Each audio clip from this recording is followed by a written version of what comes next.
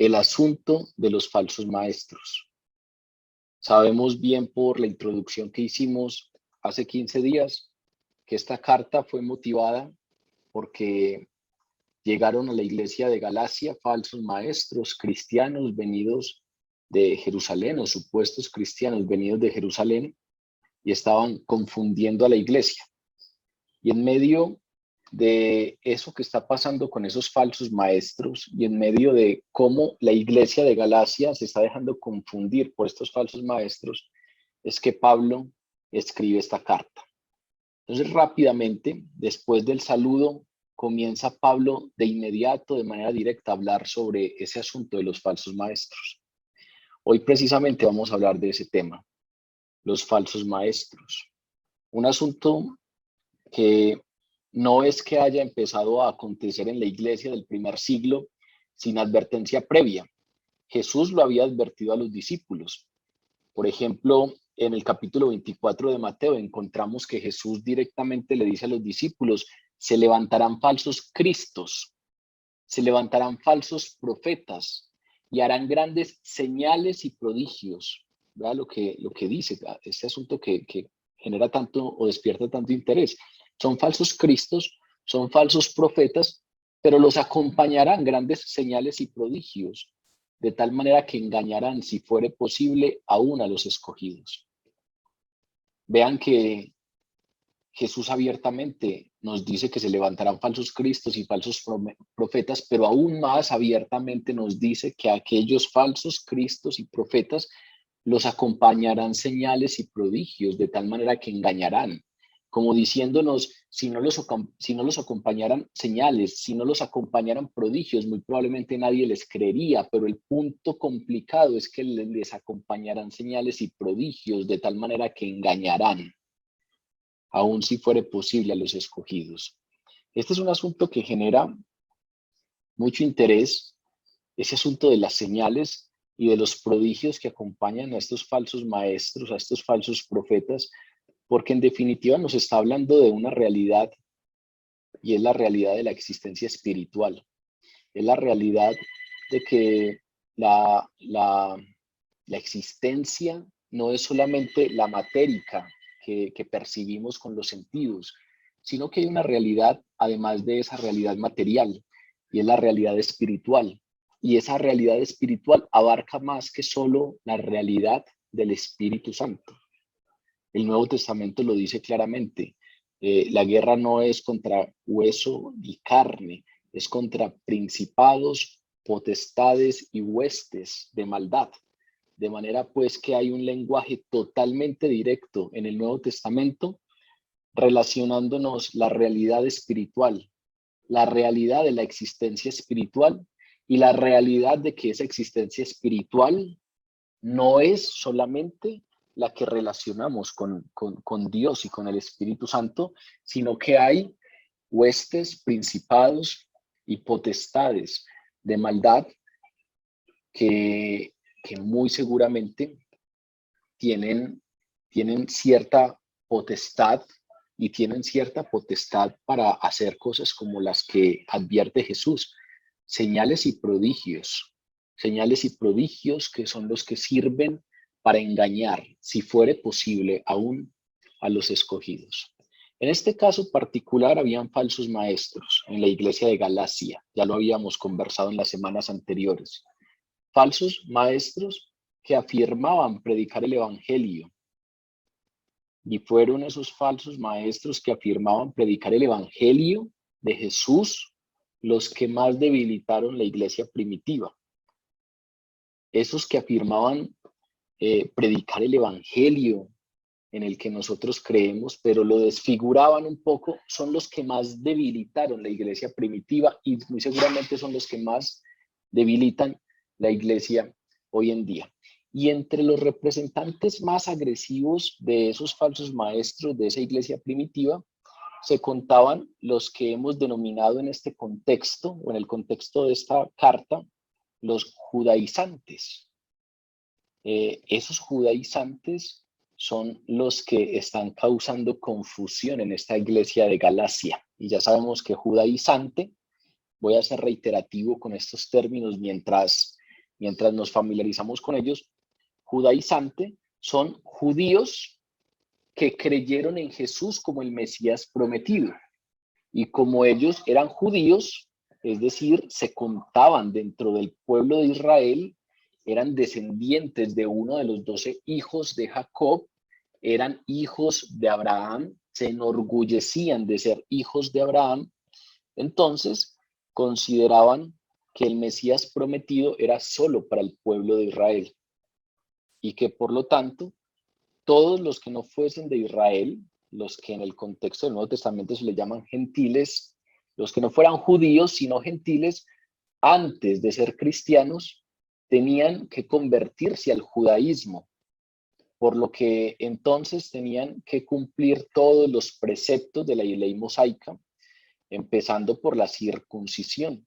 Entonces ellos consideraban que los gentiles no podían ser cristianos si antes no eran judíos.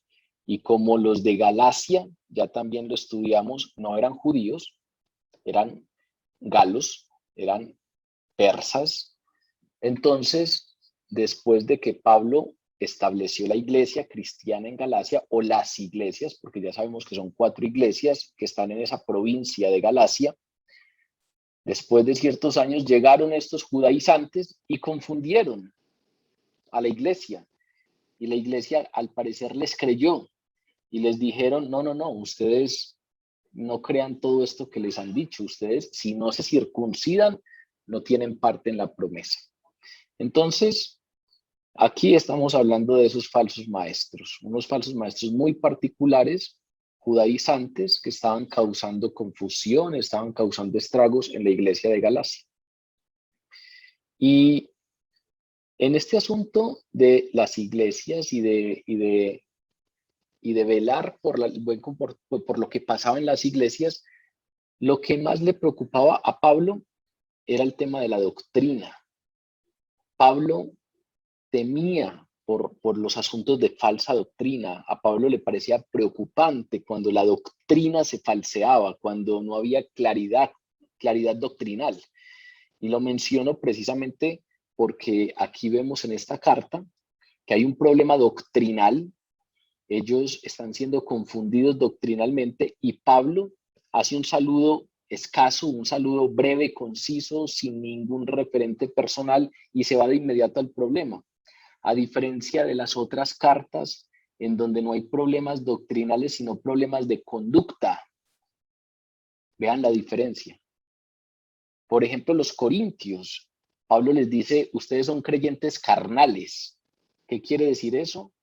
Tienen clara la doctrina, pero no la aplican. Todavía tienen unos estilos de vida muy carnales, tienen unos estilos de vida que distan mucho de lo que el evangelio exige. Pero Pablo, aunque no se queda callado en ese aspecto y aunque reprende al respecto, al parecer Pablo sabía que era más preocupante un asunto doctrinal. Y entonces cuando tomamos cartas en donde el problema es de conducta, como la carta a los Corintios, encontramos unos saludos un poco más afectuosos, unas referencias directas a la iglesia. En cambio, cuando encontramos cartas en donde el problema es doctrinal, encontramos a un Pablo muy directo, muy conciso, no haciendo rodeos en relación a saludos personales, sino yendo de manera muy parca al problema en cuestión. Porque Pablo sabía que los problemas doctrinales son la fuente de los problemas de vida y de los problemas de conducta, con un agravante, y es que los problemas doctrinales hacen que tengamos problemas de conducta sin ser conscientes de que los tenemos. Cuando tengo una doctrina clara, puede que caiga, puede que me resbale, pueda que me esté costando un poco, pueda que he fallado, puede que estoy cometiendo errores, pero soy consciente de que estoy cometiendo el error. Y entonces vengo arrepentido porque sé que en algo he fallado.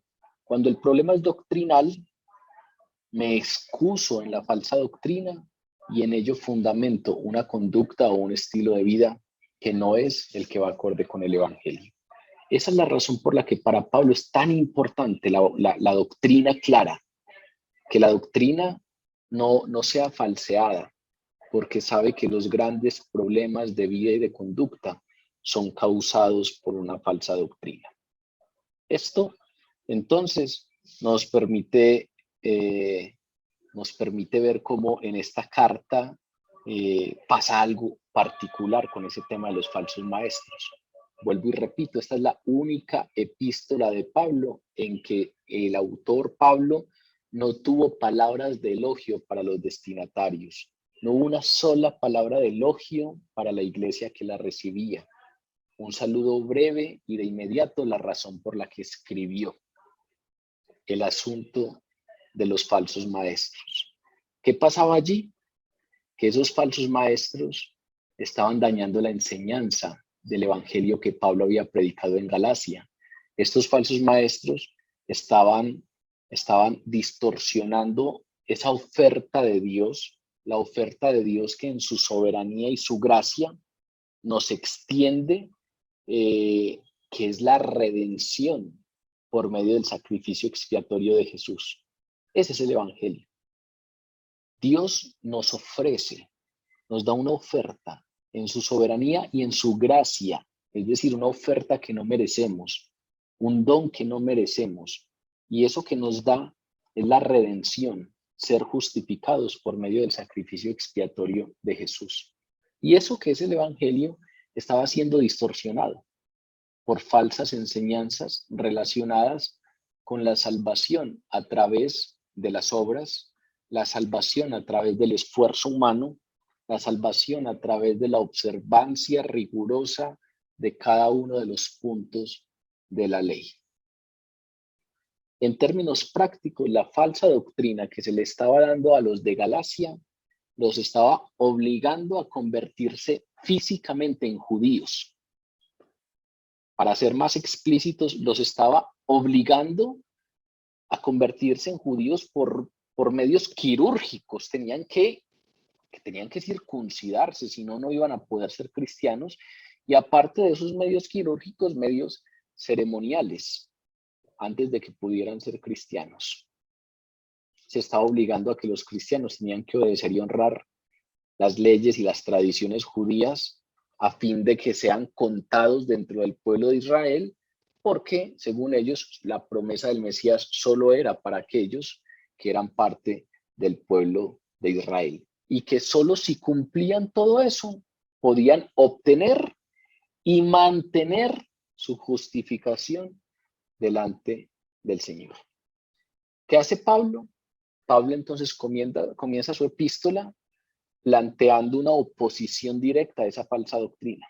Hoy vamos a estudiar 4 versículos en los que Pablo comienza esa oposición directa a esta falsa enseñanza.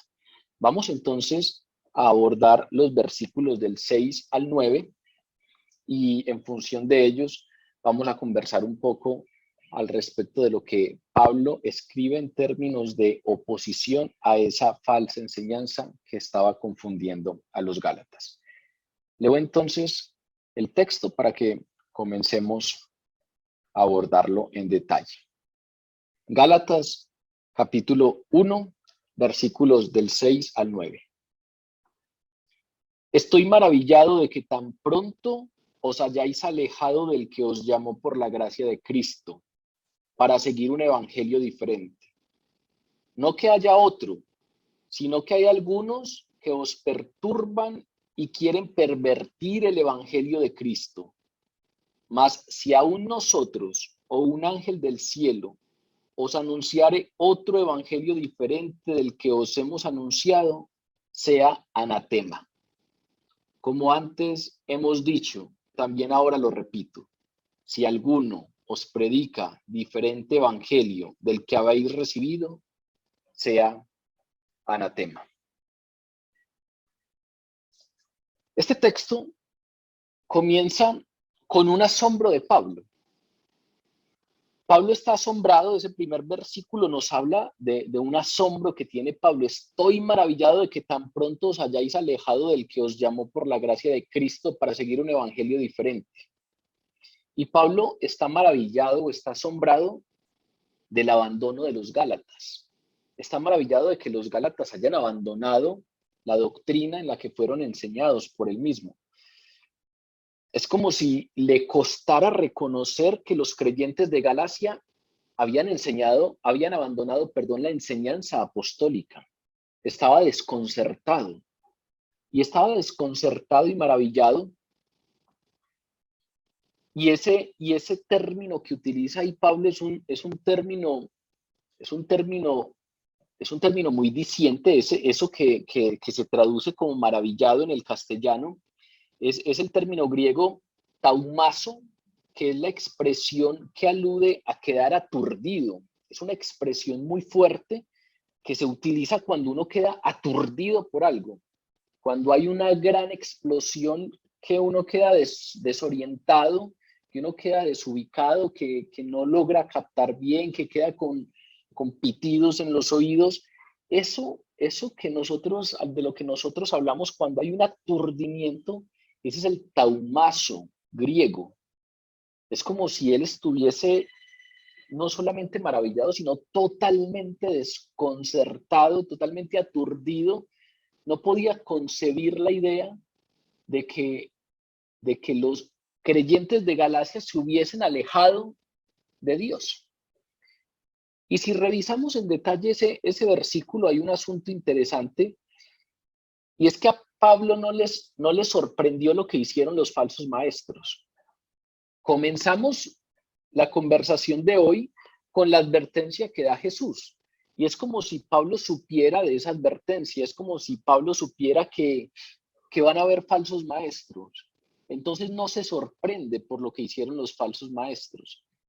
Pablo está maravillado y está aturdido, no por lo que hicieron los falsos maestros, sino por la respuesta de los creyentes de Galacia hacia esos falsos maestros. Y hay algo que lo perturba o que lo maravilla especialmente, y es que sucediera tan pronto. Estoy maravillado de que tan pronto os hayáis alejado. Eso es lo que tiene desconcertado a Pablo.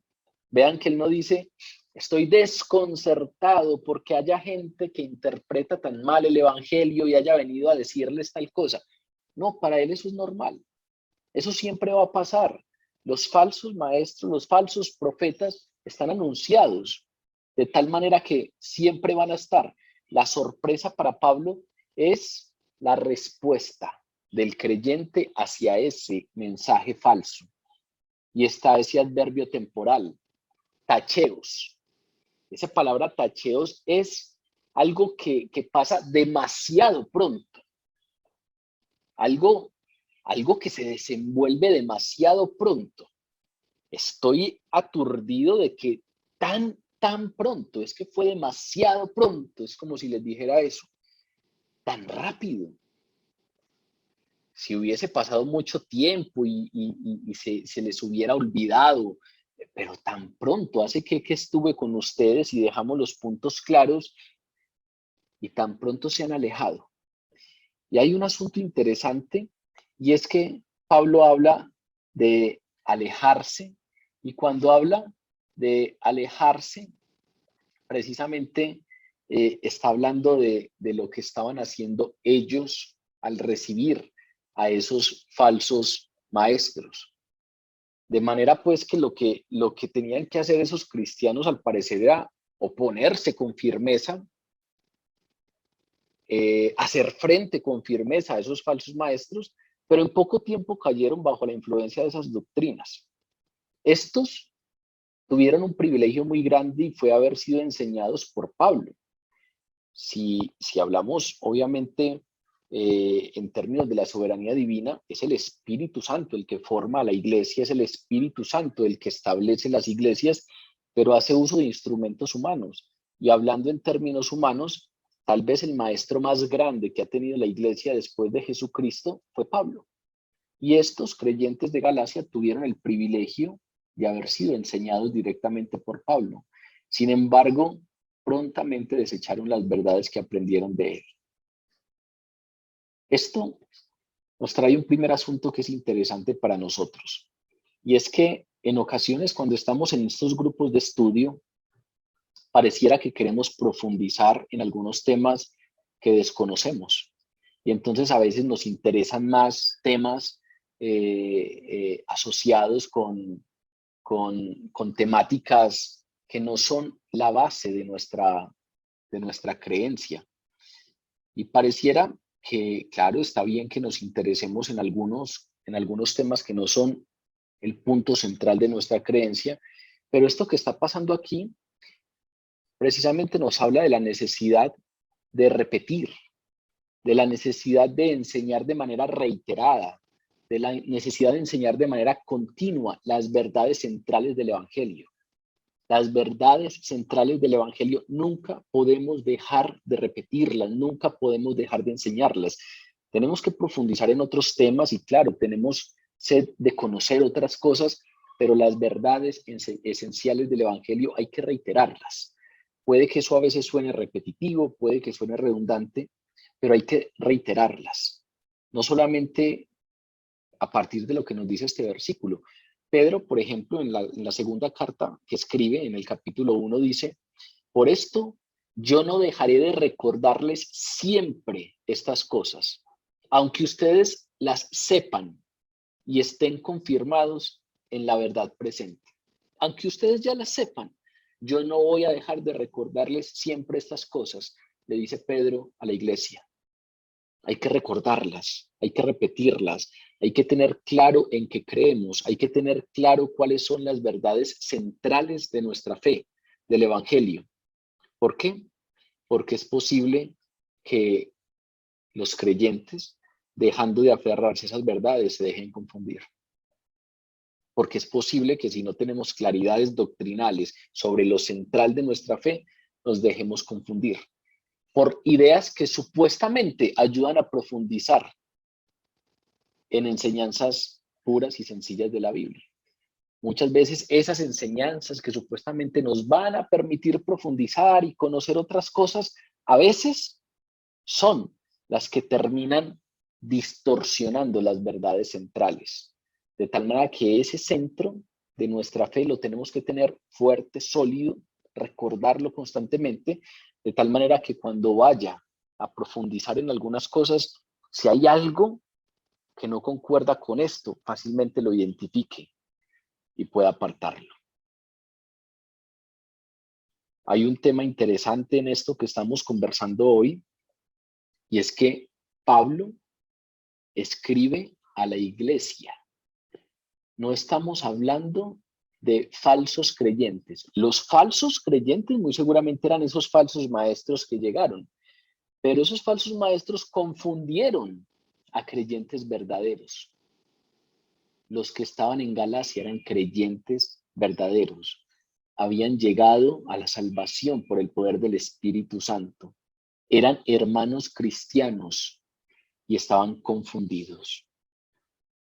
Pablo aquí precisamente habla a todos los hermanos que están conmigo en la iglesia de Galacia. Lo estudiamos hace 8 días en el versículo 2 de esta carta. Pablo, apóstol, no de hombres ni por hombres, sino por Jesucristo y por Dios el Padre que lo resucitó de los muertos, y todos los hermanos que están conmigo a las iglesias de Galacia. La iglesia es el cuerpo de Cristo. Vean que Pablo aquí nos está diciendo, yo no le estoy escribiendo a falsos creyentes, yo le estoy escribiendo a las iglesias. De tal manera que nos está afirmando que esta carta va para creyentes verdaderos, pero creyentes verdaderos que están siendo confundidos, creyentes verdaderos que muy seguramente no recordaron, no les fue reiterado el centro del Evangelio y prontamente se alejaron de él. Estoy aturdido y maravillado de que tan pronto se hayan alejado. No solamente es dejarse confundir, ese término tiene una trascendencia inmensa. Estoy maravillado de que tan pronto os hayáis alejado del que os llamó por la gracia de Cristo. No solamente estaban confundidos, sino que esa confusión los había hecho alejarse. ¿Alejarse de quién? Del que los llamó por la gracia de Cristo, es decir, se alejaron de Dios. Son creyentes, conocieron a Jesucristo, creen en Jesucristo, pero están siendo confundidos. Dejaron que los falsos maestros les hablaran cerquita, les hablaran al oído y los confundieron. Y una falsa doctrina corrompe, distorsiona. Y entonces la consecuencia fue que a raíz de eso se alejaron de Dios. Es una consecuencia tremenda. No es solamente que estén un poco confundidos, no es solamente que tienen ahí hay unos asunticos doctrinales que hay que pulir. No, estoy asombrado de que se hayan alejado de Dios. Ese término que utiliza Pablo para esa palabra alejado es el término metatitemi. Y metatitemi es un término militar. Metatitemi es el término que se utiliza para hablar de la deserción militar, que incluso en tiempos de guerra da pena de muerte. Es decir, cuando alguien voluntariamente deserta. Es un término interesantísimo porque no solamente habla de alejarse, sino que habla de la intención de esa lejanía. Intencionalmente alguien deserta del ejército y por eso desertar del ejército en tiempos de guerra, en esta época al menos, daba pena de muerte porque se castigaba la intencionalidad.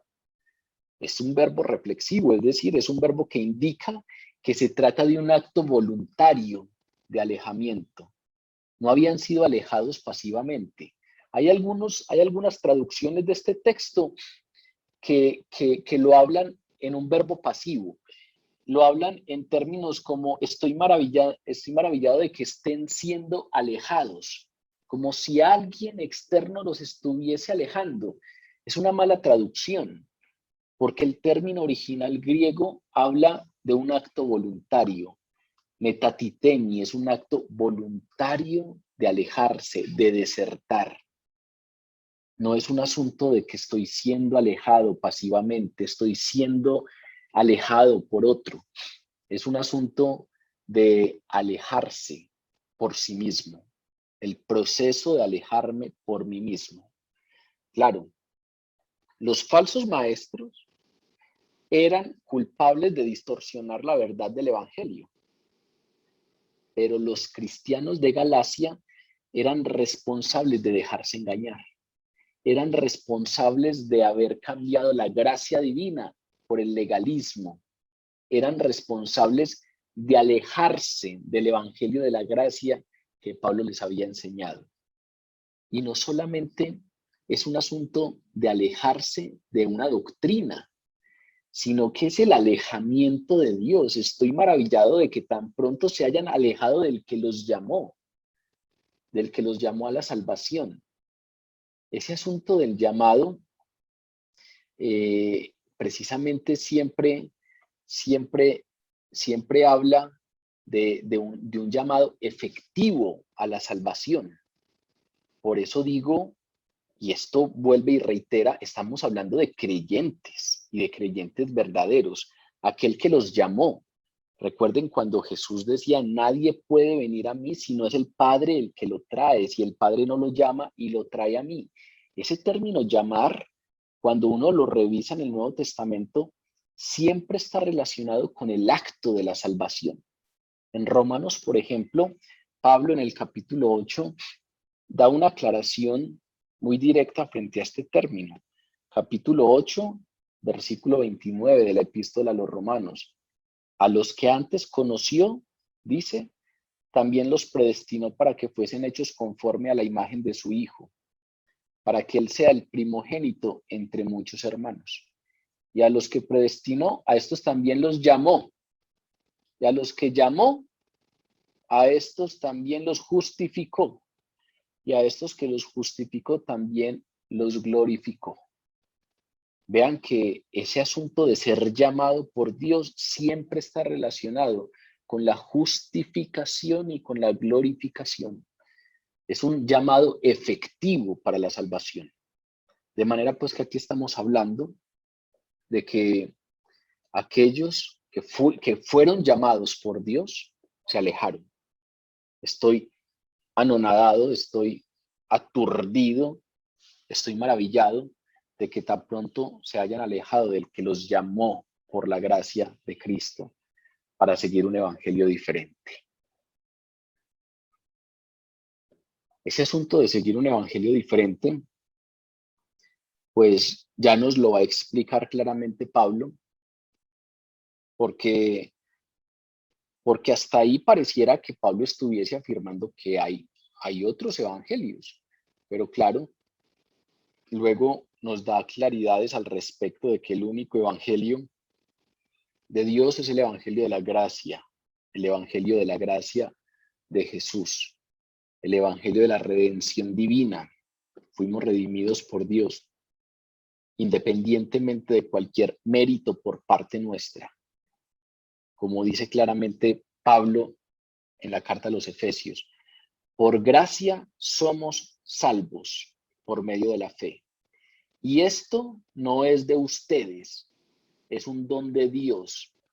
No es por obras para que nadie se gloríe, somos hechura suya. Claramente nos dice, esto es por gracia por medio de la fe. Esto es porque en la misericordia de Dios, Él quiso redimirnos a través del sacrificio expiatorio de Jesús, no porque lo merezcamos, a pesar de lo que hacemos, a pesar de lo que somos, pues Él nos salvó por gracia inmerecida, no por mérito propio para que nadie se gloríe, no por obras para que nadie se gloríe, es un don de Dios, somos hechura suya. Ese es el evangelio claro del que nos habla Pablo. Ahora, pues lo que está pasando es que estos de Galacia se alejaron de Dios para seguir un evangelio diferente. El evangelio nos dice claramente que vivimos en la gracia desde el momento de la salvación. Es un acto soberano y gratuito de Dios que realiza con amor y con misericordia. Nos concede la salvación por medio de la muerte y resurrección de Jesús. Y no solamente nos la concede, sino que la única manera de mantener esa salvación hasta la glorificación del creyente es por gracia de Dios. Si fueran nuestras fuerzas, no sería posible.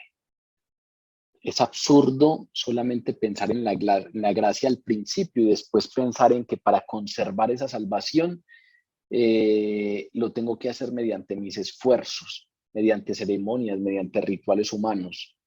Es imposible hacerlo. Es imposible hacerlo porque todos nos conocemos y la palabra nos lo dice claramente, el que diga que no peca hace mentiroso a Dios. Todos, si se miran el corazón, miran sus intenciones, miran su vida, sabrán que la única manera de mantener la salvación hasta la glorificación de cada uno de nosotros es por gracia de Dios. Estos judaizantes promovían un evangelio diferente, un medio totalmente contrario para justificarse delante de Dios. Pues no solamente contrario, sino ineficaz, porque es imposible justificarse por un medio diferente a la gracia. Entonces, en consecuencia, los creyentes de Galacia, según esta carta, nos vamos a dar cuenta cuando sigamos avanzando. Pablo dice constantemente lo que les está pasando a estos creyentes de Galacia. En algún momento nos dice, ustedes comenzaron en el espíritu y ahora están tratando de acabar por la carne su proceso de perfección espiritual. Empezaron por el espíritu y ahora están queriendo acabar su proceso de perfección espiritual a través de méritos propios. Nos lo dirá más adelante. Por allá en el capítulo 4 nos dirá que los de Gálatas habían conocido a Dios y después de haberlo conocido se habían vuelto a los débiles y pobres rudimentos que carecían de valor y de poder para salvar. Se habían devuelto a esos pobres rudimentos de la ley que eran ineficaces para salvar. Luego en el capítulo 5, nos va a decir que ellos antes habían corrido la buena carrera y ahora se habían dejado estorbar para obedecer la verdad, para no obedecer la verdad. Primero caminaban y ahora se habían dejado estorbar. Lo primero, Pablo estaba maravillado, perturbado, aturdido porque estos tan pronto se habían dejado engañar y se estaban alejando del que los llamó por la gracia de Cristo para seguir un evangelio diferente. Ahora, ¿qué nos dice Pablo al respecto de esa distorsión, de ese supuesto evangelio que estaba siendo predicado por estos falsos maestros? Pues el versículo 7 nos habla de eso. Dice, no que haya otro, sino que hay algunos que os perturban y quieren pervertir el evangelio de Cristo. Estos judaizantes presumían que sus enseñanzas eran el evangelio verdadero. Tenían la idea de que sus falsas o sus enseñanzas distorsionadas eran parte del evangelio verdadero. Pero Pablo corta de raíz cualquier idea semejante. Pablo claramente dice, no que haya un evangelio diferente, no que haya otro evangelio. Este no era otro evangelio en absoluto. Es como si nos remitiera al significado esencial de la palabra evangelio. Recuerden que el evangelio son las buenas nuevas. El evangelius son las buenas noticias. Y entonces es como si aquí Pablo nos estuviera diciendo, solo hay un mensaje de buenas nuevas, solo hay un mensaje de buenas noticias, y podemos ser salvos, a pesar de lo que somos, a pesar de lo que hacemos, a pesar de nuestras debilidades, a pesar de los errores que hemos cometido y que cometemos, podemos ser salvos por gracia soberana, que obra mediante la fe en cada uno de nosotros. Y claramente dice, cualquier mensaje diferente a eso no es una buena noticia. Cualquier cosa que a usted le digan diferente a que por la misericordia de Dios, Él entregó a su hijo único para que muriera en sacrificio expiatorio por nosotros, y Él que no cometió pecado, murió en lugar nuestro, y su justicia se nos puede aplicar a nosotros, su sangre puede limpiarnos y podemos ser presentados como justos, no por méritos propios, sino por la justicia de aquel que pagó el precio que debía ser pagado por cada uno de nosotros. Cualquier mensaje diferente a ese, dice Pablo, no puede ser buena noticia, no puede ser buenas nuevas, no puede ser otro evangelio, es que no hay otro, no hay otra buena nueva. Ese otro evangelio, cuando Pablo dice no que haya otro, la traducción de ese otro o el término griego original para ese otro es el término aios, que se refiere a algo que es exactamente de la misma clase. Gran parte de lo enseñado por esos judaizantes correspondía al evangelio verdadero, pero aios significa que es exactamente de la misma clase y no hay otro evangelio, a pesar de que gran parte de lo que enseñaban estos falsos maestros se parecía y se correspondía con el evangelio verdadero. Estos judaizantes que llenaron la iglesia en sus comienzos afirmaban ser cristianos. Claro, eran judíos que se habían convertido al cristianismo. Entonces vean el asunto para que más o menos tengamos una idea de lo que son los falsos maestros de los que nos habla la palabra. Estos falsos maestros muy seguramente reconocían a Jesús como el Mesías prometido. Eran judíos y recuerden que los judíos esperaban al Mesías. Hay muchos judíos hoy en día que todavía esperan al Mesías y que no reconocen a Jesús como Mesías. Estos judíos reconocían que Jesús era el Mesías prometido. Reconocían que Jesús era el Mesías anunciado por los profetas. Reconocían que Jesús era el Hijo de Dios, que era un hacedor de milagros. Muy seguramente creían en la crucifixión y en la resurrección. Y muy seguramente afirmaban que la salvación exigía creer en Jesús y que no había otra salvación sino a través de Jesús. Muy seguramente decían que Jesús era el único camino, la verdad y la vida. Si no creyeran todo esto, de ninguna manera habrían captado la atención de la iglesia.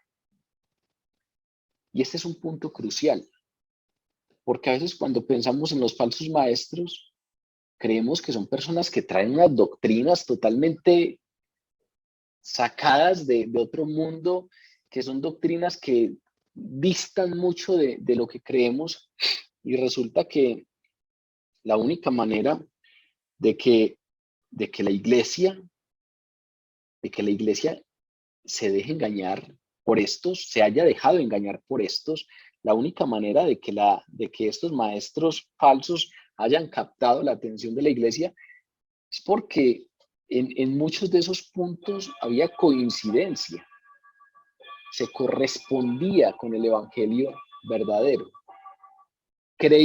Estos falsos maestros creían verdades que otros cristianos también creían. Y entonces no negaban abiertamente el evangelio. No decían que Jesús no era el Señor, para nada. No negaban abiertamente el evangelio predicado por Pablo, sino que osaban, pretendían mejorarlo. Le añadían cosas. En este caso específico, le añadían requisitos, le añadían ceremonias, le añadían las normas del antiguo pacto. Enseñaban que para ser justos delante de Dios, una persona debía conformarse o debía observar con rigor todas las leyes del antiguo pacto, incluyendo, vuelvo y repito, la circuncisión. ¿Cuál es el problema aquí? El problema es que cualquier cosa que se añade al nuevo pacto de la gracia lo destruye. Cualquier cosa que se añade al nuevo pacto de la gracia lo distorsiona y ya no es buena nueva. ¿Por qué? Porque contradice su esencia. Recuerden que el pacto de la gracia es el pacto inmerecido, alianza. Recuerden que pacto significa o viene del hebreo berit, precisamente como se llama este espacio. Berit habla de un pacto, una alianza, una intención de cercanía de Dios. Eso es de lo que nos habla la palabra. Pero esa intención de cercanía no es porque nosotros lo merezcamos. Es porque a pesar de no merecerlo, Dios toma la iniciativa y nos da ese don inmerecido. A pesar de que no lo merecemos, Dios toma la iniciativa de tener una relación con nosotros. No lo merecemos. Si algo se añade a esa gracia, pues la gracia divina deja de ser gracia. La gracia es un favor inmerecido. Cualquier cosa que yo le añada, entonces ya no estamos hablando de gracia. Si yo tengo que circuncidarme para que esa promesa logre alcanzarme, ya no estamos hablando de gracia. Ya estamos hablando de que eso depende de mí, depende de que yo me circuncide. Si yo tengo que tener, si yo tengo que tener una vida de X manera para poder ser receptor de esa promesa, entonces no estamos hablando de gracia. Estamos hablando de que yo tengo que hacer méritos para merecerlo. Y la gracia significa lo contrario, favor inmerecido. Romanos 11, versículo 6 dice, y si es por gracia, ya no es por obras. De otra manera, la gracia ya no es gracia. Y si es por obras, ya no es gracia. De otra manera, la obra ya no es obra. Repito, Romanos capítulo 11, versículo 6. Usted puede cotejarlo ahí en la versión bíblica que tiene. Hay una clara diferenciación de Pablo al respecto del Evangelio de la Gracia y cualquier cosa que nosotros le queramos añadir. Si es por gracia, ya no es por obras. De otra manera, la gracia ya no es gracia. Y si es por obras, ya no es gracia. De otra manera, la obra ya no es obra. Si se dan cuenta, los peligros más jodidos, más destructivos para la iglesia, para los creyentes, para la confusión de los creyentes, no es el ateísmo, no son las sectas que niegan la verdad del evangelio sin rodeo alguno. No, son movimientos de aparente índole cristiana. Son movimientos que aceptan en un grado tan alto la verdad cristiana que pareciera que esas doctrinas ajenas parecen insignificantes, parecen inofensivas, pero añaden elementos que contradicen la esencia del Evangelio. No estamos hablando de sectas que niegan la verdad del Evangelio, no estamos hablando de ateísmo. Los que confundieron a los Gálatas creían en Jesús como el Mesías prometido, o eso al menos predicaban.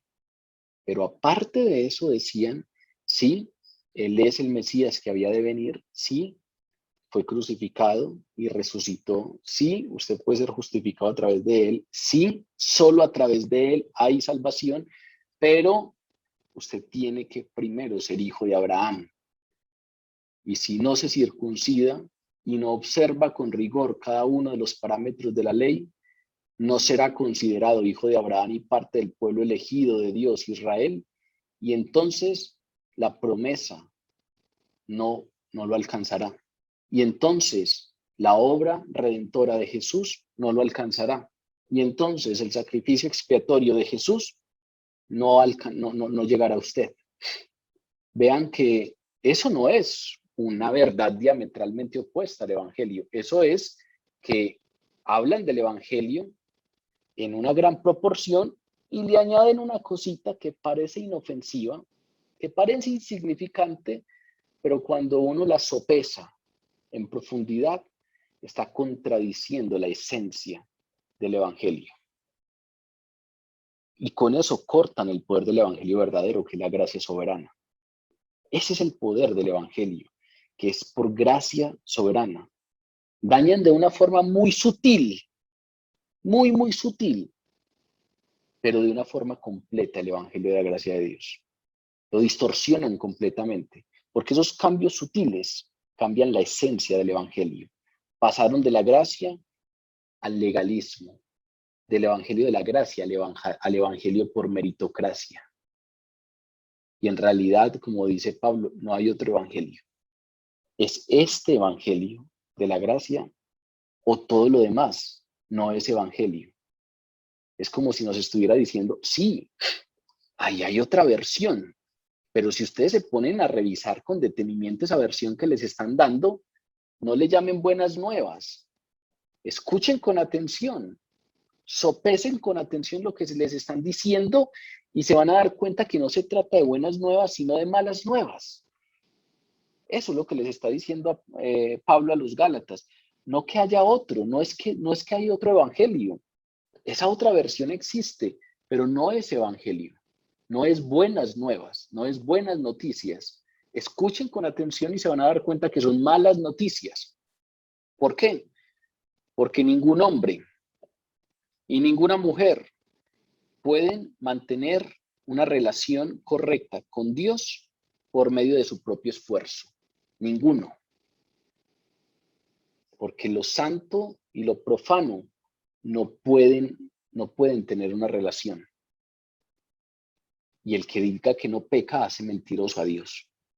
Si usted es capaz de tener una vida en completa perfección, entonces estaríamos hablando de esa posibilidad. Pero el único que tuvo esa vida, pues precisamente fue el que murió en la cruz por nosotros. Todos los demás sabemos que somos pecadores, por lo que entonces, si es por nuestros méritos, si es por nuestra capacidad de observar la ley, si es por nuestra capacidad de tener una vida sin ningún tropiezo, sin ningún pecado, sin ningún desliz, entonces eso que les están predicando, le dice Pablo a los Gálatas, ese asunto de que tienen que observar la ley circuncidándose previamente, no son buenas noticias. Es la peor noticia que les pueden estar dando. Porque ya sabemos que el viejo pacto fue insuficiente. Ningún hombre fue capaz de justificarse a través del cumplimiento del viejo pacto. Ninguno. Ninguno. Ni el más grande de los profetas, Juan el Bautista, ni Moisés, ni Abraham, ni Jacob, ni Isaías, ni Jeremías. Ninguno. Todos Los hombres del Antiguo Testamento solo pueden ser redimidos a través del sacrificio de Cristo Jesús en la cruz del Calvario. De manera pues que un evangelio que hable de lo que les estaban hablando a los Gálatas no son buenas noticias, sino malas noticias, porque ningún hombre y ninguna mujer puede tener una relación correcta con Dios por un esfuerzo propio. Ahora, recuerden que de esto hay que estar hablando constantemente, y esta epístola sí que nos habla constantemente del asunto de la gracia y de las obras.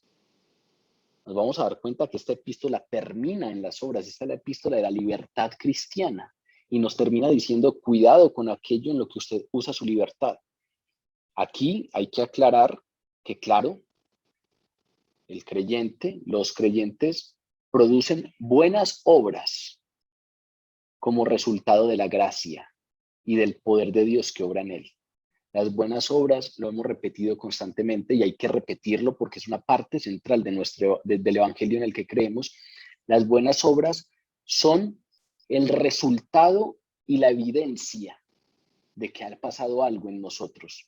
Como lo dice claramente Santiago: muéstreme su fe sin obras y yo le mostraré mi fe con obras.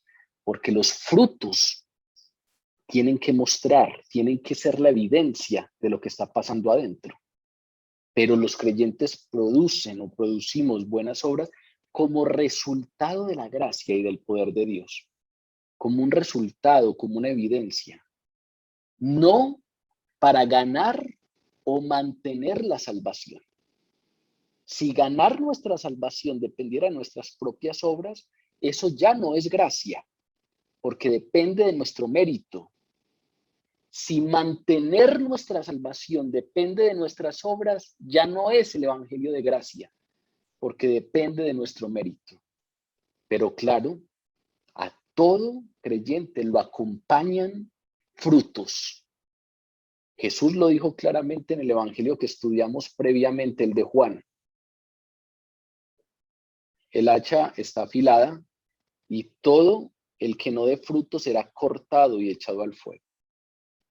Ustedes, alejados de mí, nada pueden hacer, pero unidos a mí dan mucho fruto. De manera que si usted se une a Jesús, ese es el evangelio de la gracia.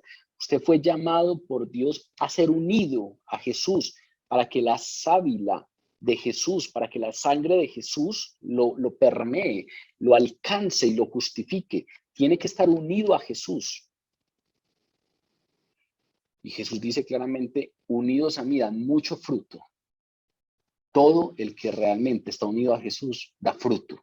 Por eso Santiago claramente dice: muéstreme su fe sin obras, porque muy seguramente es una falsa fe, y yo le mostraré mi fe con obras.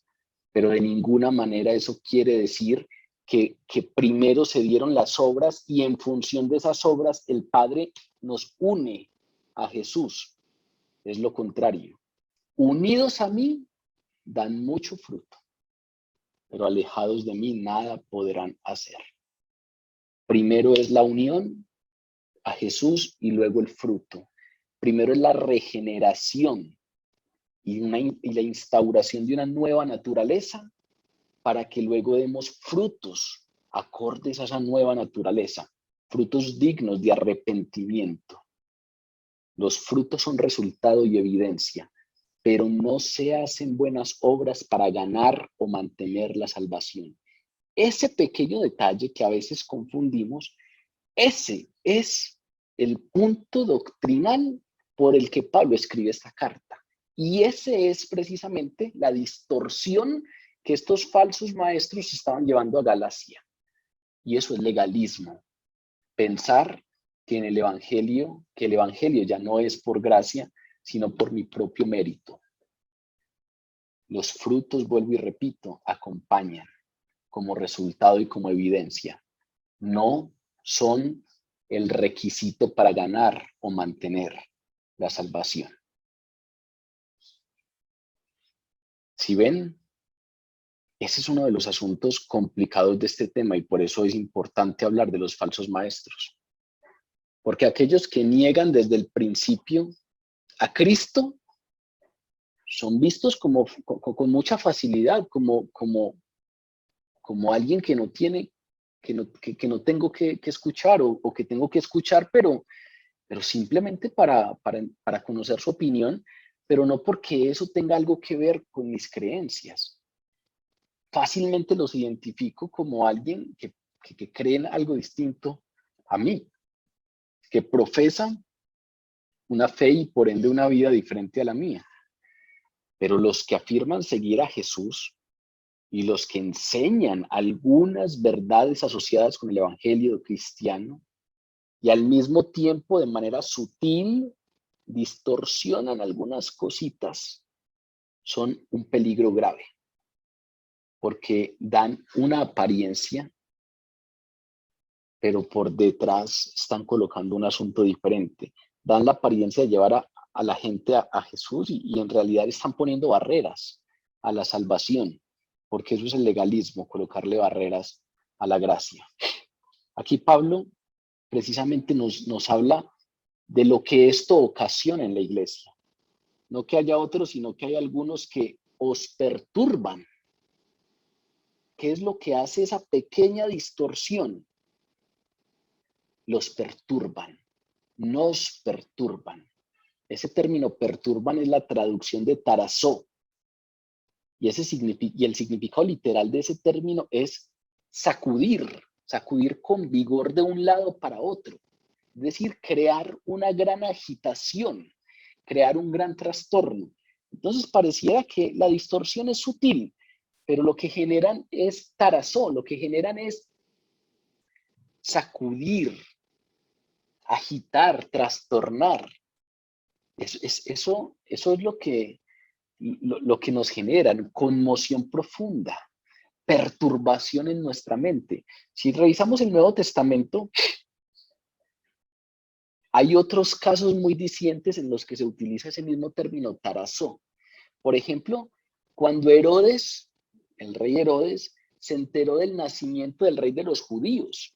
Recuerden que mandó a matar a todos los recién nacidos y por eso es que a José y a María les toca irse y esconderse y tener al niño Jesús en un pesebre, porque los sabios de Oriente vienen y Herodes los recibe y ellos le anuncian que ha nacido el rey de los judíos, que va a nacer el rey de los judíos, y dice la palabra que él se perturbó, que él tuvo un trastorno y una agitación tal, para él eso era tan trastornante, pues que mandó a matar a todos los recién nacidos.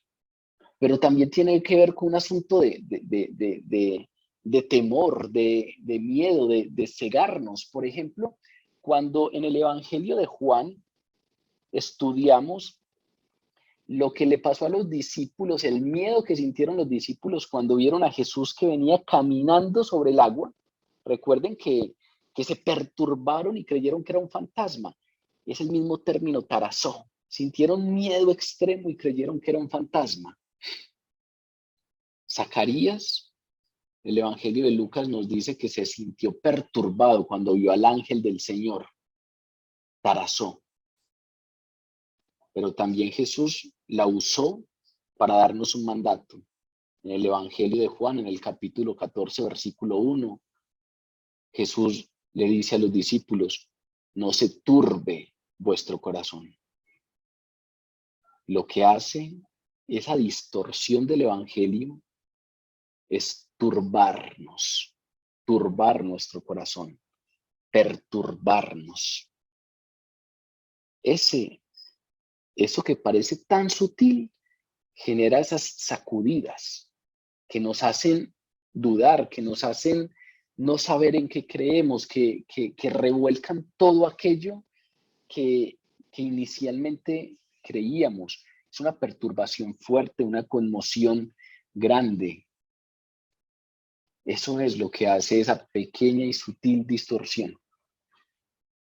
Aunque lo ignoraban, esas iglesias de Galacia que escuchaban a esos falsos maestros se sentían muy tranquilas, sentían que estaban conociendo un asuntico más que les faltaba, ¿no? Nosotros no sabíamos, pero bueno, si nos toca circuncidarnos, pues nos circuncidamos. Nosotros no lo hicimos porque no porque no quisiéramos, sino porque lo ignorábamos. Eso que parece tan normal, tan insignificante, tan benévolo, pues así lo veían los Gálatas, pero lo que ignoraban es que estaban siendo sacudidos hasta sus cimientos. Estaban siendo conmocionados y perturbados por esa falsa enseñanza. Porque vuelvo y repito, si viene una falsa enseñanza que contradice abiertamente lo que creemos, muy seguramente la hacemos a un lado.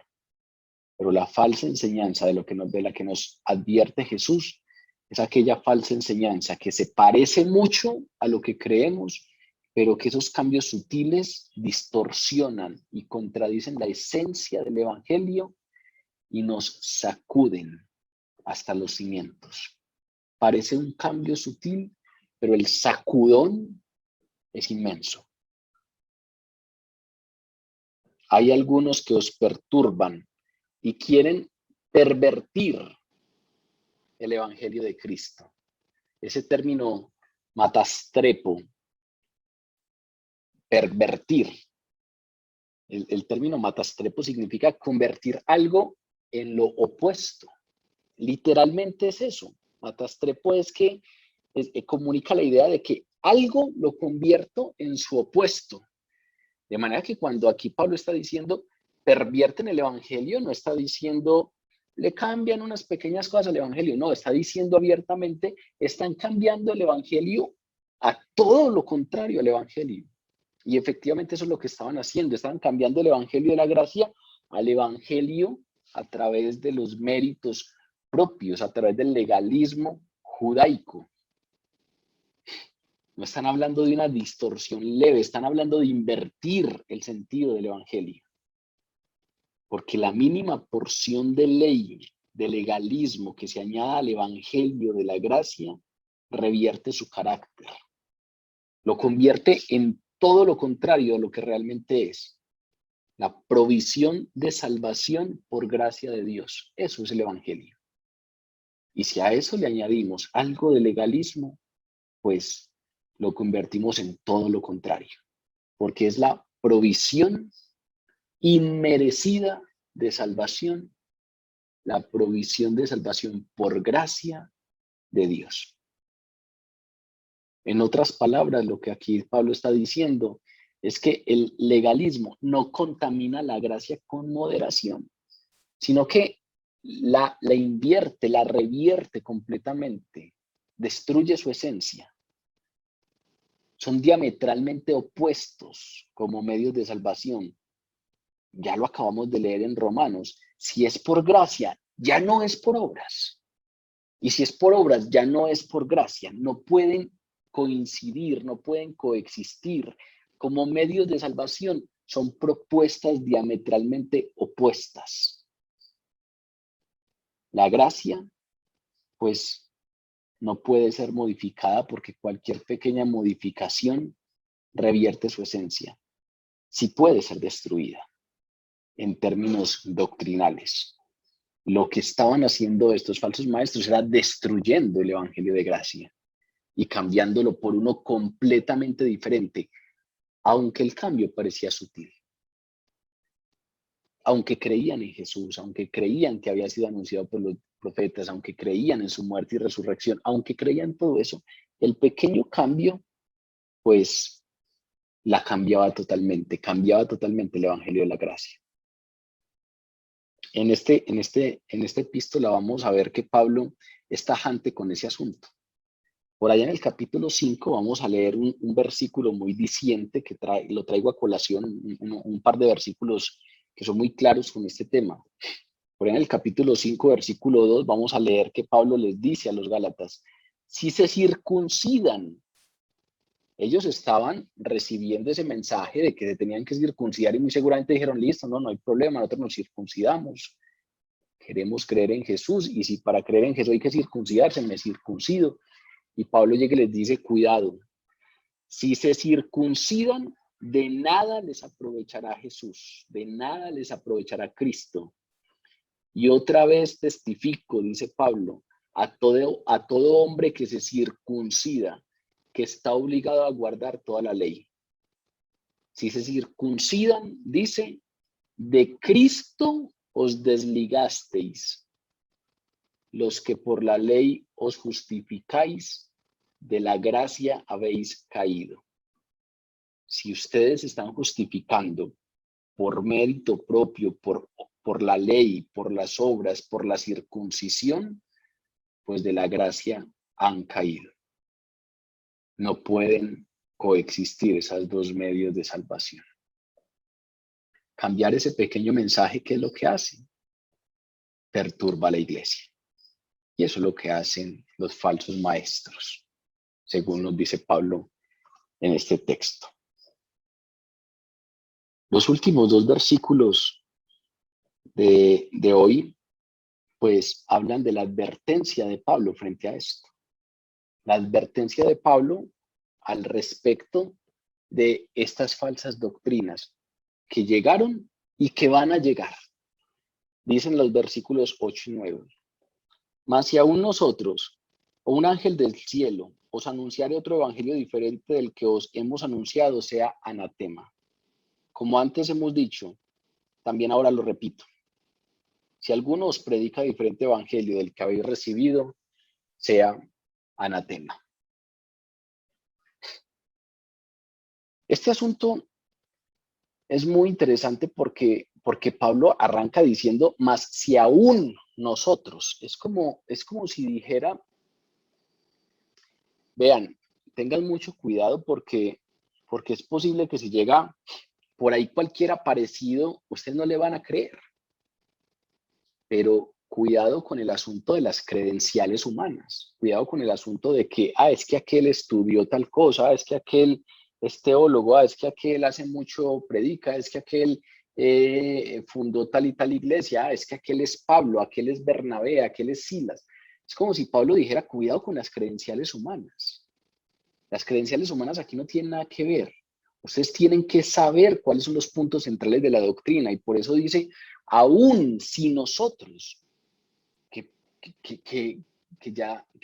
eran los que habían establecido la iglesia, fueron los primeros que llegaron a la provincia de Galacia y constituyeron estas 4 iglesias. Si aún nosotros predicamos un evangelio diferente, o si un ángel del cielo os anunciara otro evangelio diferente, sea anatema.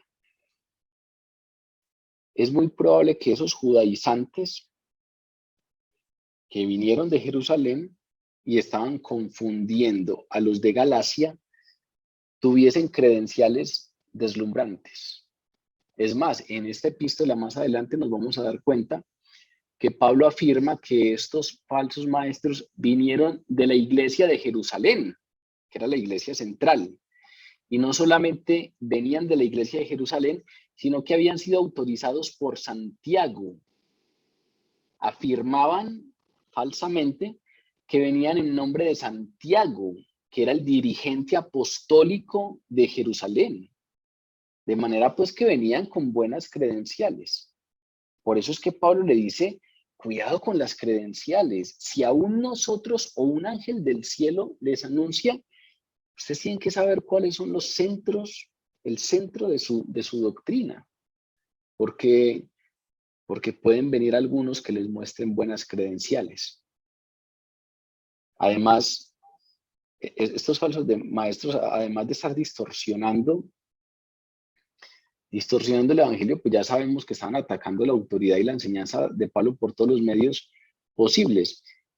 Pero aquí Pablo ni siquiera se concentra en esas dos cosas. Pablo aquí ni siquiera se concentra en el legalismo o no se concentra en lo que estaban haciendo para deslegitimar su autoridad. Aquí Pablo habla en términos generales y dice, si aún nosotros, si viene cualquiera y les anuncia un evangelio diferente, es como si no les dijera, vea, cuidado con el legalismo, cuidado que van a venir judaizantes y les van a hablar de la ley mosaica. No, él les dice, puede venir cualquier cosa. Si aún nosotros, un ángel del cielo, anuncia un evangelio diferente, y un evangelio diferente puede ser cualquiera, puede que en este momento se presente un evangelio diferente con el rasgo del legalismo judaico, pero más adelante puede venir otra cosa. La advertencia de Pablo se aplica por igual a todas las distorsiones del evangelio. a cualquier tipo de distorsión o de deformación de la gracia. Por ejemplo, podríamos hablar de lo contrario al legalismo. Lo contrario al legalismo, tal vez podríamos referirnos a lo que se llama el antinomianismo. El antinomianismo es una doctrina que considera que la ley moral no es obligatoria para los cristianos como regla de vida. Una doctrina que considera que como somos salvos por gracia, entonces ya no tenemos que obedecer la ley moral. Es todo lo contrario a lo que estamos hablando. Estamos hablando claramente de que las buenas obras no son el origen de nuestra salvación ni de mantener esa salvación, pero sí acompañan porque son frutos dignos de una nueva naturaleza. El antinomianismo plantea que no, que la ley moral no es obligatoria para los cristianos como regla de vida. Y entonces, bajo el disfraz de la falsa libertad en Cristo, eso lo vamos a hablar más adelante porque Pablo habla claramente de eso. Ustedes son libres en Cristo, pero cuidado en que usan su libertad, porque bajo el disfraz de una falsa libertad en Cristo se pueden remover todas las normas de moralidad. Precisamente en la carta de Judas se advierte sobre algunos falsos maestros que no estaban llegando a la iglesia a meter ideas legalistas, sino a meter ideas antinomianistas, a meter ideas precisamente asociadas a que en la libertad cristiana no hay que cumplir ninguna ley moral como regla de vida. En el capítulo 4 de la carta de Judas dice: algunos hombres han entrado encubiertamente, falsos maestros, los que desde antes habían sido destinados para esto, hombres impíos que convierten en libertinaje la gracia de nuestro Dios y niegan a Dios el único soberano y a nuestro Señor Jesucristo. ¿Cuál era el mensaje de los falsos maestros de los que habla en ese caso Judas? Eran otros falsos maestros que tenían una distorsión diferente del evangelio. Ya no era legalismo, sino algunos que estaban convirtiendo en libertinaje la gracia de nuestro Dios. ¿Se acuerdan de ese famoso monje ruso Rasputín, que distorsionó el evangelio? Ese versículo del evangelio en donde dice: donde sobreabundó el pecado, sobreabundará la gracia. Y entonces él, malinterpretándolo totalmente, entendió que entonces hay que hacer que abunde el pecado para que abunde después la gracia, y se dedicó a tener una vida totalmente desordenada y descontrolada, que porque si abunda el pecado, después abundará la gracia. Más o menos esa falsa doctrina que creyó Rasputín y que muy seguramente predicó y expandió, era eso, antinomianismo, y era ese mismo lío o esa misma distorsión con la que se encontró Judas, y que por lo cual, y fue la razón por la cual escribió su carta. Algunos están convirtiendo en libertinaje la gracia de Dios. No es solo el legalismo judaico, es cualquier distorsión. Por eso en el versículo 8 Pablo abre el asunto y dice: si aún nosotros o un ángel del cielo os anuncia otro evangelio diferente al que les hemos enunciado, sea anatema. Cualquier distorsión, estén atentos. ¿Por qué? Porque son sutiles cambios. Y lo peor, continuamente el evangelio nos dice de dónde salen esos falsos maestros. La carta de Judas, el versículo que acabamos de leer: algunos hombres han entrado encubiertamente. ¿Han entrado a dónde? A la iglesia. Y primero son identificados como miembros de la iglesia, y luego desde la iglesia se levantan con la falsa doctrina. Todas las advertencias contra los falsos maestros o sobre los falsos maestros nos dicen que de entre nosotros se levantarán esos falsos maestros, que tiene que ver con lo mismo que estamos conversando hoy. Si fuera alguien de afuera, si fuera alguien cuyo discurso es totalmente opuesto a lo que creemos, eso es fácilmente identificable. Pero esa es la necesidad y esa es la importancia de la claridad doctrinal. Esa es la importancia de que no seamos meramente creyentes por tradición y por inercia. Esa es la importancia de la lectura de la palabra, esa es la importancia de meditar en ella, esa es la importancia de las claridades doctrinales. Hay falsos maestros y esos falsos maestros son responsables delante de Dios por la distorsión del evangelio que hagan, pero usted es responsable de si escucha eso, si no lo sabe sopesar y si eso lo confunde, lo hace alejar de Dios y lo perturba. Cualquier distorsión, sea legalismo o sea falsa liberalidad, cualquier enseñanza que añade o quita a la verdad revelada de Dios es una distorsión del evangelio. Cualquier tipo de distorsión del evangelio. Si nosotros o un ángel del cielo les enseña algo diferente, sea anatema. ¿Por qué se nos habla de ese asunto de un ángel del cielo? Los judíos precisamente creían que la ley divina vino por medio de ángeles. En la carta a los Hebreos, en el capítulo 2, nos hablan un poco de eso. Pero los judíos creían que la ley divina había venido por medio de ángeles.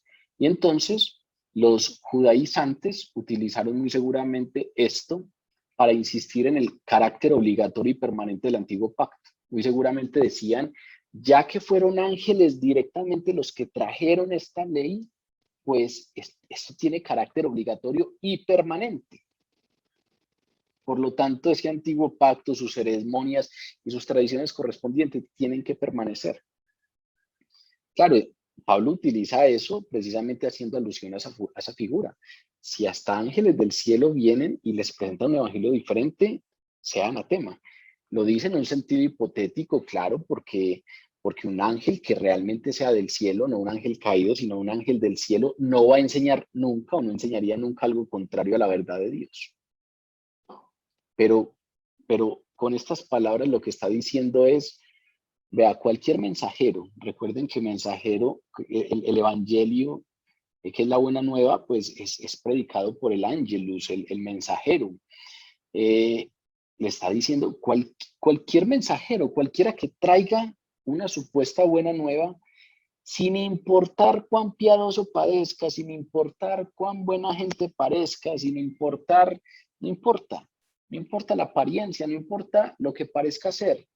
Si lo que dice es una enseñanza que no cuadra con la doctrina apostólica revelada por Dios, no debe ser creído ni seguido. Ni aún nosotros, ni un ángel del cielo, no importa la apariencia, no importa lo que parezca ser, si lo que él dice no cuadra, no encaja con la doctrina apostólica revelada por Dios, corte. No debe ser creído ni seguido nada de eso. Es como si estuviera diciendo la verdad apostólica, la verdad de la doctrina apostólica revelada por Dios. Esa verdad supera cualquier credencial.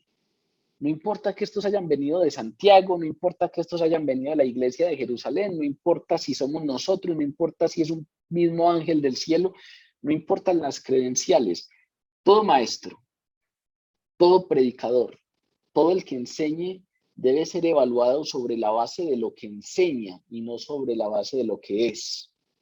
Porque puede tener muy buenas credenciales, pero tiene que ser evaluado en términos de que todo lo que dice y todo lo que enseña esté acorde con la doctrina apostólica revelada por Dios. Termina diciendo, como antes hemos dicho, también ahora lo repito, si alguno os predica diferente evangelio del que habéis recibido, sea anatema. Esa repetición, primero, refleja la importancia de este tema. Vuelve y repite. Vuelvo y les digo, si alguno predica un evangelio diferente, sea anatema, pero ¿qué tenemos que tener claro para poder identificar qué es un evangelio diferente? Conocer el verdadero evangelio. Por eso las verdades centrales del Evangelio tienen que ser repetidas y reiteradas continuamente para que todos tengamos tan clara el verdadero Evangelio que cuando llegue un Evangelio diferente lo reconozcamos.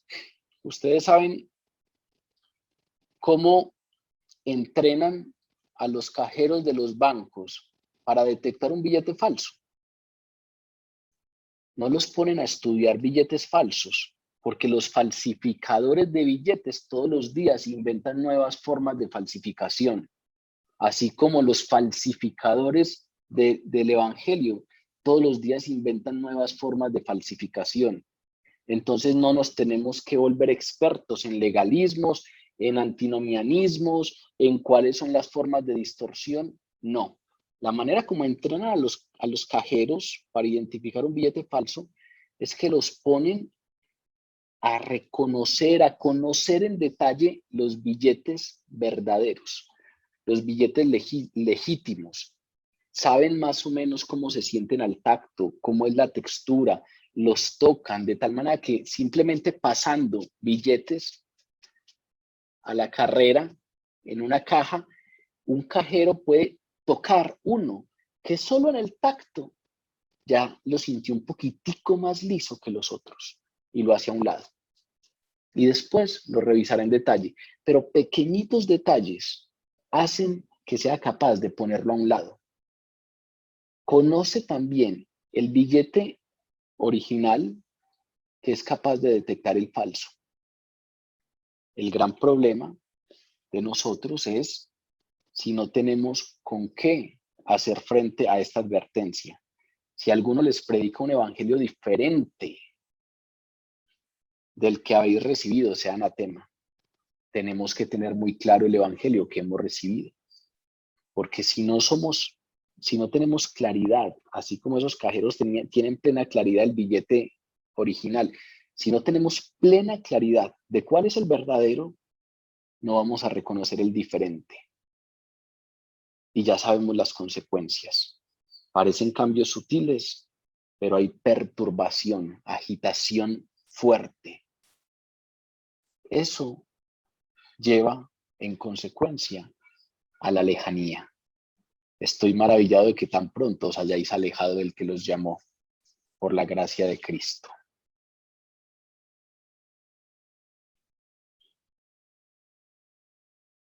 Repite el asunto. Como antes hemos dicho, así también lo repito. Importante. Hay que repetirlo. La pasión de Pablo por la doctrina sana, por la verdad del Evangelio, es lo que lleva a esta repetición. Incluso cuando uno lee en detalle este versículo 9, pareciera no estar refiriéndose al versículo 8. Ese de como antes hemos dicho se refiere a una visita anterior, no a esa cláusula preliminar del texto. El sentido, cuando uno revisa en detalle algunos términos, pareciera ser más bien lo que les dije en una ocasión anterior, ahora lo repito. De manera que no es solo que Pablo lo está repitiendo en el versículo 8 y lo copia de nuevo en el 9, sino que lo dijo en la primera visita y muy seguramente lo dijo en la segunda visita y ahora lo está repitiendo en la carta. Hay que repetirlo constantemente. Lo que les dije antes, ahora lo repito.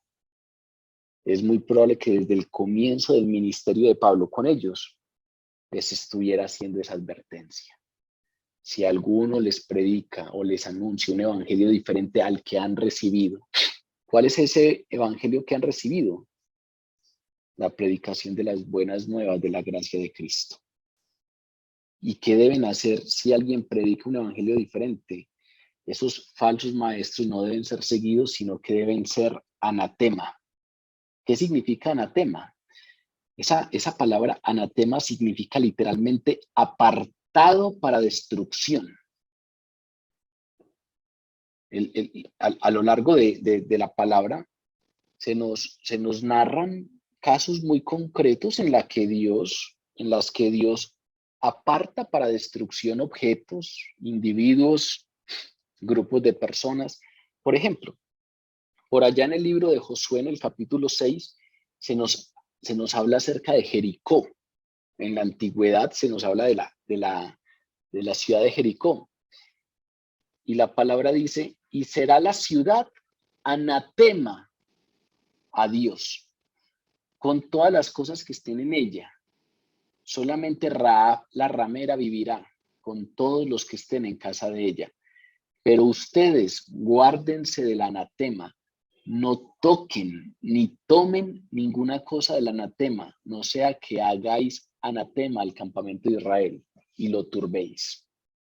Ahí anatema es, no pueden ni siquiera coger botín de guerra. Dios les está diciendo, ustedes van a ir y van a derribar las murallas y van a tomar la ciudad, pero no pueden tomar botín de nada de eso. Todo lo que está ahí, todas esas personas y todas las cosas, todo es anatema. Es decir, Dios lo va a destruir. No tomen nada de eso.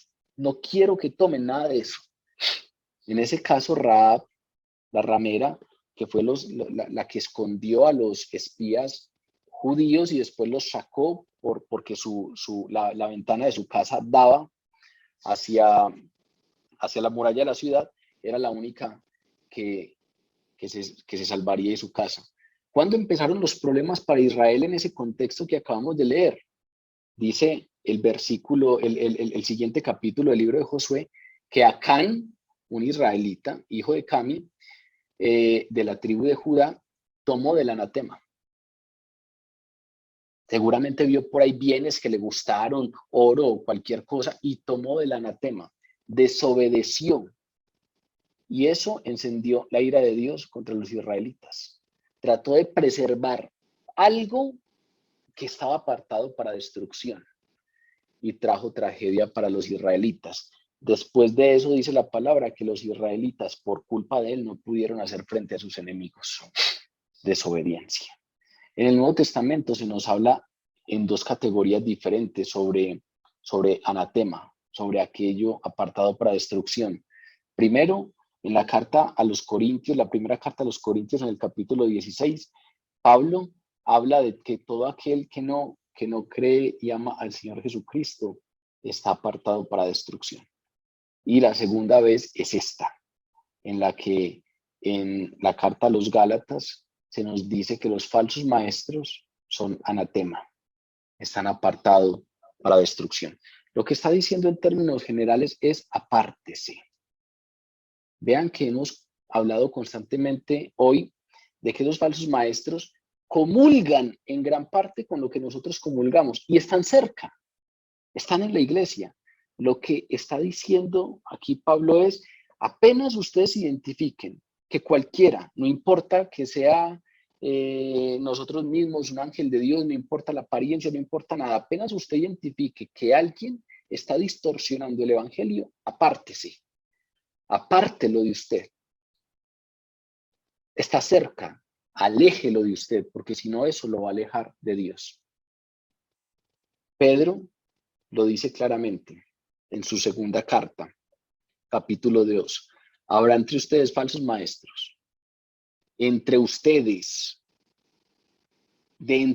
habrá falsos maestros que introducirán encubiertamente herejías destructoras y aún negarán al Señor que los rescató, atrayendo sobre sí mismos destrucción repentina. Pero, aparte de eso, complementa, y muchos seguirán sus disoluciones, muchos seguirán sus distorsiones.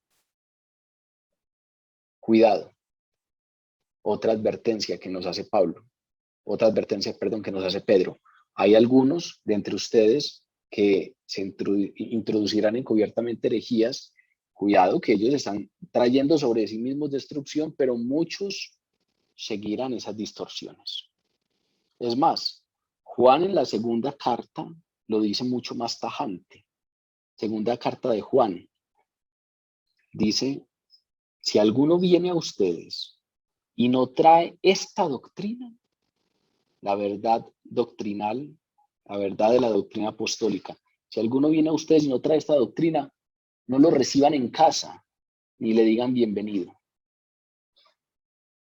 Tajantemente está diciendo, apártese de él, que no le va a hacer bien. Si alguien viene a ustedes y no trae esta doctrina, no lo reciban en casa ni le digan bienvenido. Absténganse de cualquier contacto con falsos maestros, no importa las credenciales. La palabra es clara cuando dice: la fe viene por el oír. Lo que usted oiga, hacia allá se encaminará su fe. Si usted está escuchando a un falso maestro, si usted está escuchando distorsiones del evangelio, hacia allá se encaminará su fe. Ellos son responsables de la distorsión que hagan, pero nosotros somos responsables por exponernos a escucharlos y por lo que ese escucharlos genera en nosotros. La fe viene por el oír. Sobre toda cosa guardada, dice Proverbios, hay que guardar el corazón. La advertencia de Pablo es esa: sea anatema, apártelo, no exponga sus oídos, no exponga su corazón a ello. Sobre toda cosa guardada, guarde su corazón, porque de él mana la vida. Para concluir, quiero terminar con un versículo de la carta de Pablo a los Filipenses, que es el versículo en función del cual le puse el título a la conversación de hoy, a la enseñanza de hoy. La invitación que a todos les llegó para el grupo de hoy decía: ocúpense en su salvación. Filipenses 2:12 dice: por tanto, amados míos, como siempre habéis obedecido, no como en mi presencia solamente, sino mucho más ahora en mi ausencia, ocupaos en vuestra salvación con temor y temblor. Somos llamados a ocuparnos en la salvación, pero cuidado, porque ese ocuparnos en la salvación puede ser sacado de contexto. Y ese ocuparse en la salvación muy seguramente es en lo que más énfasis hacen y harán los falsos maestros. Ese ocuparse en la salvación es en lo que más énfasis harán para tergiversar y para distorsionar. ¿Qué estaban haciendo estos judaizantes en la iglesia de Galacia? Estaban llamándolos a ocuparse de su salvación. Les estaban diciendo: no se queden ahí pasivamente creyendo que ya recibieron la promesa. Ocúpense en su salvación. Si no se circuncidan y si no hacen esto, esto y esto, no los alcanzará la promesa. Ocúpense de su salvación. Entonces, cuidado, porque ocuparse de la salvación es constantemente el énfasis que se hace, sacando de contexto el texto y precisamente a partir de ello distorsionando. Los judaizantes llamaban a ocuparse de la salvación a través del cumplimiento de la ley mosaica, y con esto apartaron a los gálatas de la gracia.